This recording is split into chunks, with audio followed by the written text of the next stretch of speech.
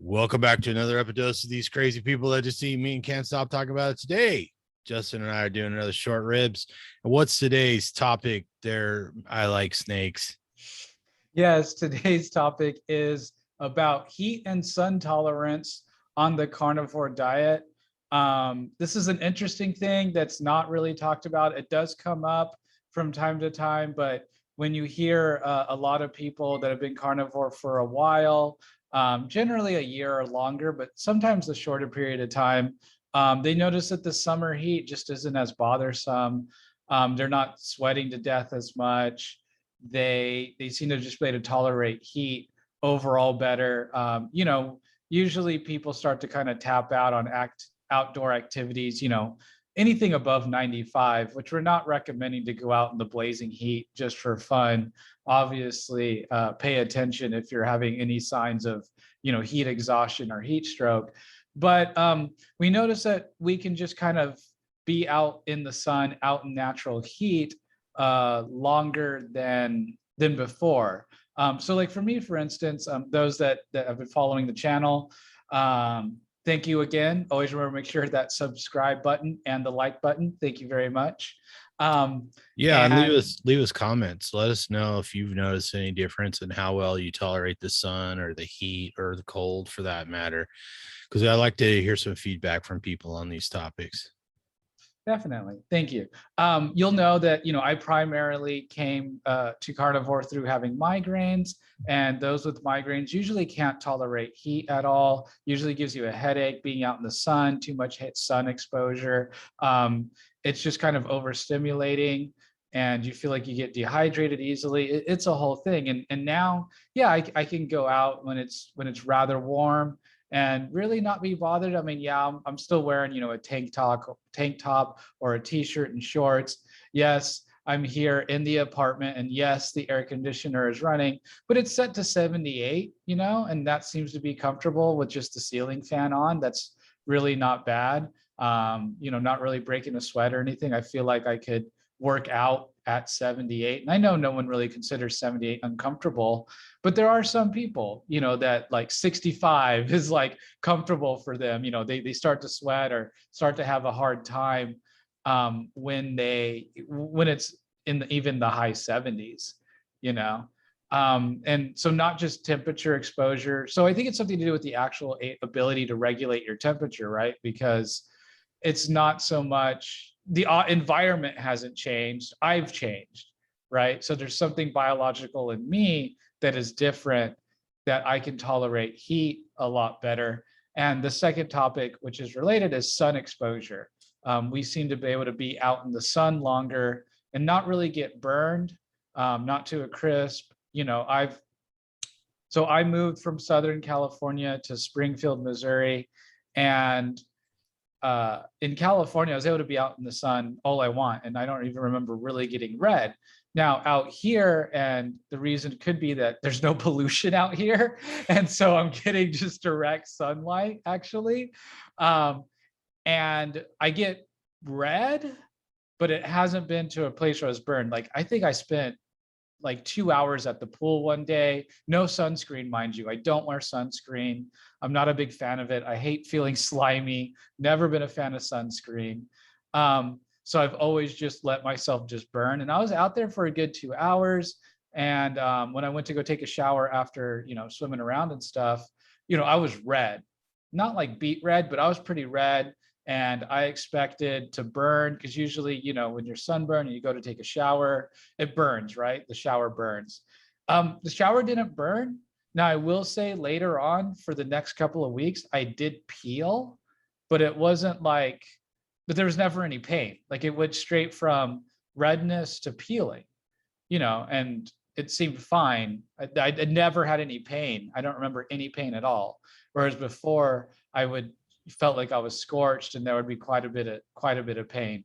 So that's all very interesting things that I've noticed. What about you, Tom? I'm curious, how long were you red? Oh, I want to say I was red for like maybe 2-3 days, something like that. I mean, that's the thing, is that normally I'd try to keep track of it. I'd throw aloe vera on it, some cream and stuff like that, because, sunburns hurt. But it was so not painful that I honestly forgot about it. And then I just noticed weeks later that I was peeling, and that kind of weirded me out. And I had to think back, like, oh, that's right, I kind of got burned, a few weeks ago or whatever it was. So it was just such a non-issue that I just didn't even make a big deal about it in my own head, if that makes sense. Yeah, well, I've had a similar experience. So I think it was last summer. I've had a problem with my lawn burning up every summer in the backyard. So I was out digging up the yard, putting more sprinklers in. And I was noticing, wow, I could just stay out here in the sun and dig and lay some pipe and stuff, and sun didn't I bother bet me. you were laying that pipe. That's right. I'll set them up, you knock them down. So, anyways, and then like yesterday, I had to go pick up a shipment for work, and I wound up waiting a long time, and I forgot my mask, so I couldn't go in the building. So it was 95 and sunny and hot, and I didn't burn, which at all. I haven't burned in several years now. And sometimes I do get a little red, but it usually goes away within 24 hours. Um, so yeah, yesterday I noticed, and not only did I have to wait for some stuff, but once I got it, I had to tie it down in the back of a truck. First time I tied it down, I was like, man, I don't think this is going to work. So I had to redo it, and I'm already, I don't know how long I've been outside in the heat, but, What were probably you wearing? a tank top and shorts, no hat, of course, because I hate wearing hats, but so I rarely have one with me. But anyways, yeah. So I mean, you could see I look like I got some color, but I didn't burn. So, and it certainly wasn't my hair that kept me from burning. So, so anyways, yeah, but even more so, I used to get really sort of I get really bad brain fog when I was in the sun. Didn't really matter if it was hot or not. It was just being in the sun. It wasn't like it had to be warm for it to happen. Good. I remember one time probably about 5, 6 years ago, I went out. My buddy wanted to play disc golf or frisbee golf or whatever you call it.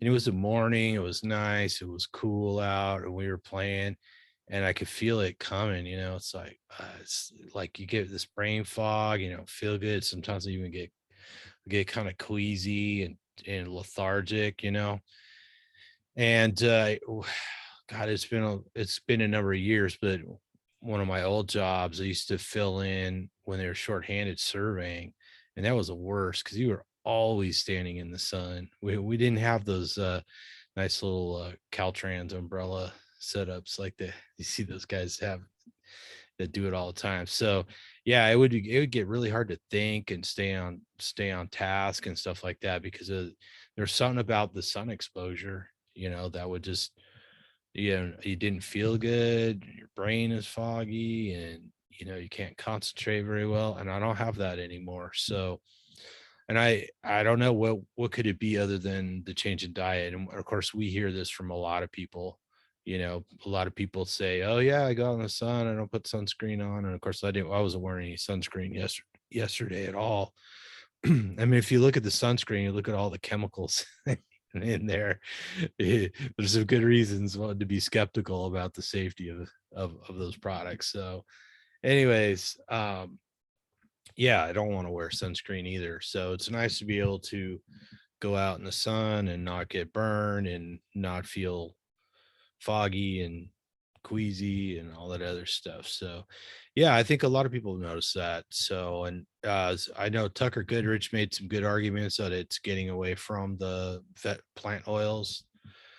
I believe, that one of the reasons why we burn is easily and processes in the body aren't working right in the sun is because those oils have replaced the animal fats we would normally eat, and then the systems don't work right. So he made a pretty compelling argument. Just that's kind of a synopsis from the cobwebs in the back of my brain. I may not have I may not have portrayed that accurately, but it's something to that effect. So Well, I mean, kind of to the same point, we notice very few of us, even the women in the carnivore space, oftentimes don't use a lot of lotion and stuff like that because they feel that their skin is moist. Like animal fats keep you well lubricated. Let's just put it that way, it seems, and if your insides are well lubricated, you're not going to dry out. And so your skin's not going to burn because your skin is, naturally hydrated. yeah, and it could be too that, the UV radiation isn't doing the same sort of damage because, you could just look at the saturated fat, animal fat, is more stable than the plant fats because the plant oils start oxidizing as soon as you squeeze them out of the seed or wherever they come from, the kernel. So whereas the animal fats are much more stable. So it could be something like that because, you know, the UV rays, the reason why they do so much damage because they have a lot of energy and they have a tendency to break apart the molecules. So if you're somehow maybe in eating an animal-based diet, meat-based diet, you have the systems are not just working correctly, but the materials are more robust in the presence of things like UV light. And of Yeah. And, course, our vitamin D is made that way, right? right. Cholesterol is converted into vitamin D in the skin in presence of sunlight. Yeah. Absolutely true. And I never seen a farmer go out there and put sunscreen on his cows. Just throwing that out there. Yeah, I haven't seen that either now that you mention it. Or their snake. So I see you got a shirt on that says I like snakes. So is that a dietary choice or you just like pet snakes? That depends. I do have a couple of pet snakes. They are carnivore and they are constrictors that eat their carnivorous meals whole, preferably rats, grass-fed organic, if you please. And the but however, if there's poisonous snakes, rattlesnake, anything like that that happens to come my way, they're getting eaten. I'm sorry, it's gonna happen. It's you or them kind of thing. It's you, Huh? yeah, it's me or them, exactly. So what Exactly. kind of sauce do you put on a snake when you eat it? I don't know. I mean, I think you just season it up, a little bit of salt, maybe a little bit of pepper. You throw a little barbecue sauce on. It's like chicken, Right. store over. Yeah. Now we've Sounds like talked it. about heat. What about cold? Have you noticed anything with cold? Well, I mean, when I started this, I did a whole bunch of cryo experiments. I used to have a cattle tub. I'd put like 60, 80 pounds of ice in there, fill it up with water and crawl in. I've been to the cryo place. I posted a picture in Instagram the other day.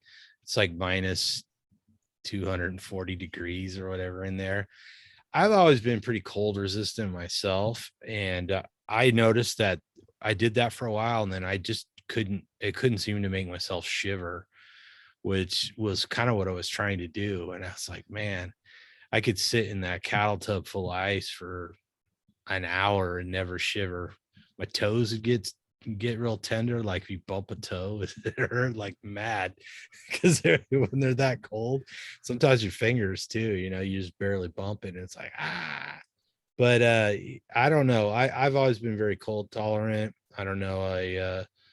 But I do notice in general, temperature swing bothers me less. There's a lot less discomfort one way or the other. So how about you?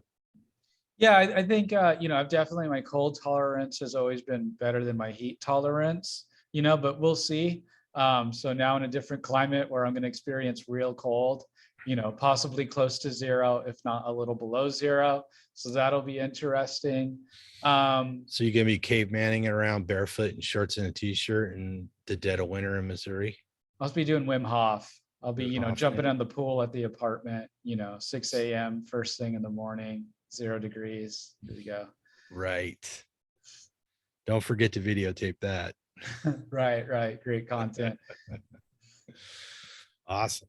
Well, I think we killed this topic, but yeah. So people out there, let us know what your experience has been. Do you tolerate heat, cold, sun? Do you notice that your environment in general bothers you less? Leave us your comments and let us know.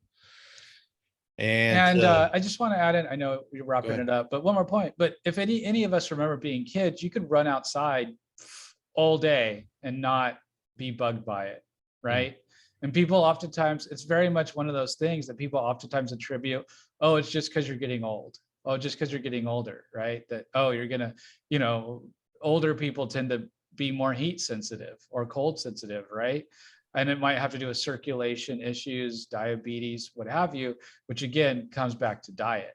So, you know, when before we had all these plant foods and toxins and whatnot in us, I don't remember complaining about the heat or the cold really at all as a kid. And most boys or most kids, I don't remember them, you know, really complaining about it. And another point, because it just occurred to me, if you have friends or know people that are vegetarian or vegan, or if you are more plant-based, they're always complaining about being cold, you know, always having trouble with circulation, being cold.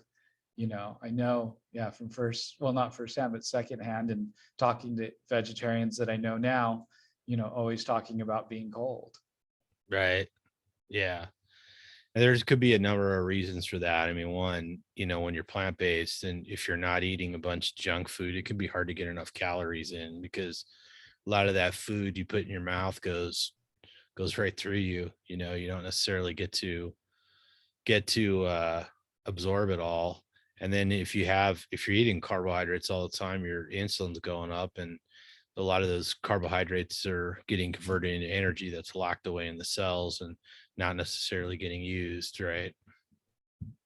So anyways, yeah, leave us your comments. Let us know what your experience has been like. Give us the old thumbs up. Share this video with people that might enjoy it. Make sure you're subscribed. That all helps us quite a bit. And until next time, I want to thank you for watching, and eat some meat, feel better, and whatever you do, Don't fall don't fall down down the the carb snake hole. hole.